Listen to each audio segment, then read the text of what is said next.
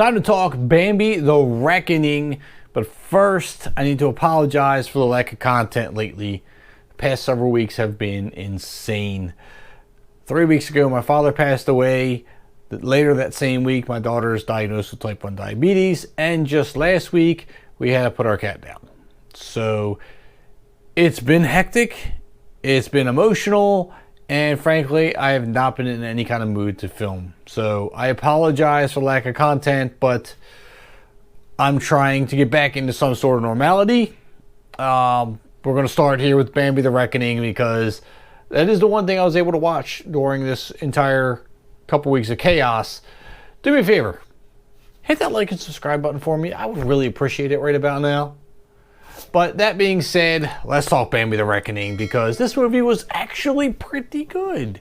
I enjoyed this. Another installment from the Poohniverse saga. Winnie the Pooh, Blood and Honey.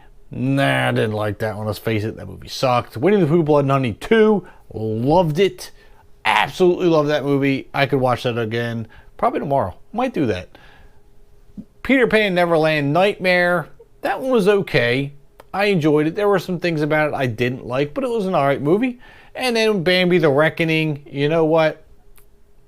I enjoyed this one. It was pretty good. Now, Bambi, you can tell is CGI.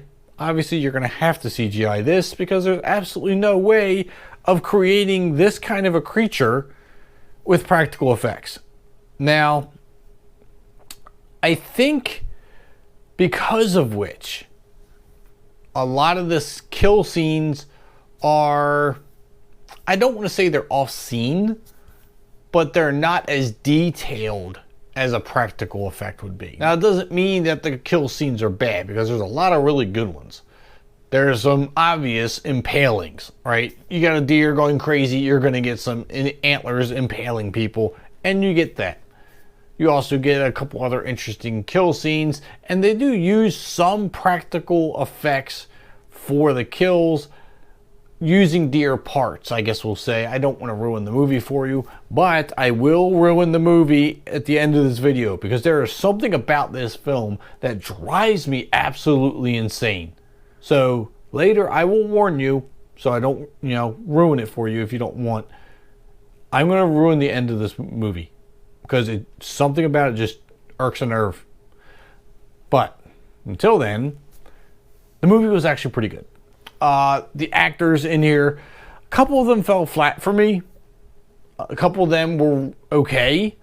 And I think the main characters, the mom and the boy, were pretty good. I enjoyed them quite a bit. Even the uncle was pretty good. So there was another one, the grandma.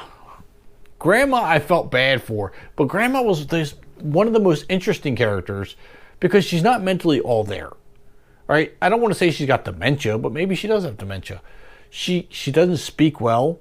She draws a lot, and they happen to be pictures of Bambi.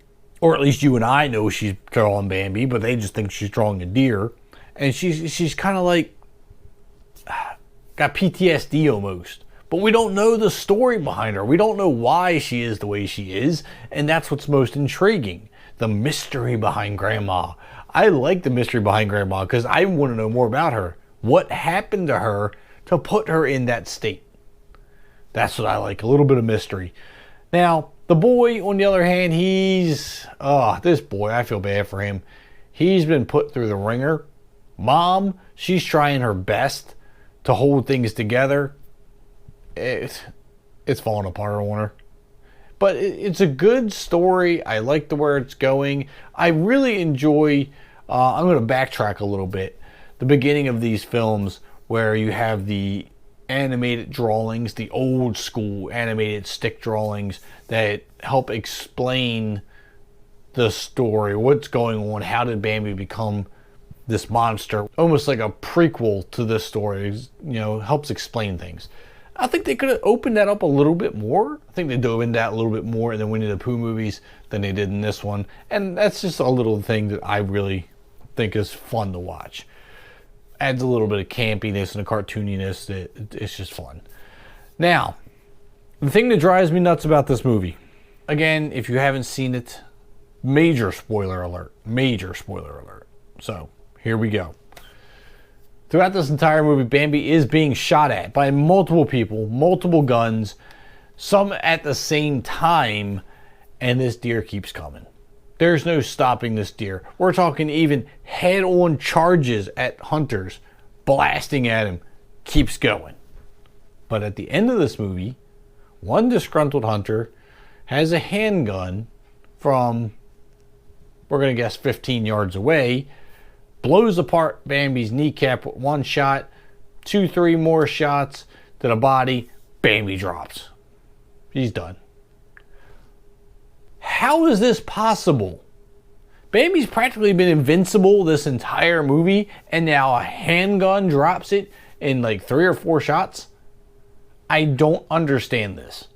Either all of these other hunters throughout this entire movie and all these other people are such horrible shots that at point blank range they can't hit this deer and the Bambi's just gotten lucky, or Bambi's invincible through this entire movie and all of a sudden not at the end. How? It seems like a very anticlimactic ending to Bambi. So I don't know. It just seems weird to me. So that's the one thing that irks me. Oh, other than that, it was a good movie. It's just the ending was a little bit uneventful. But, you know, not everything can be perfect. Was it a bad ending? No. Was it a great ending? Definitely not. I don't know. I'm a little torn on the ending. But I can't, that's not going to ruin the movie for me though. That being said, I want to know what your thoughts are. What did you think of Bambi the Reckoning? Did you see it? Did you enjoy it? Put it down in the comments. And again, please do me a favor, hit that like and subscribe button on your way out. I'll see you at the concession stands.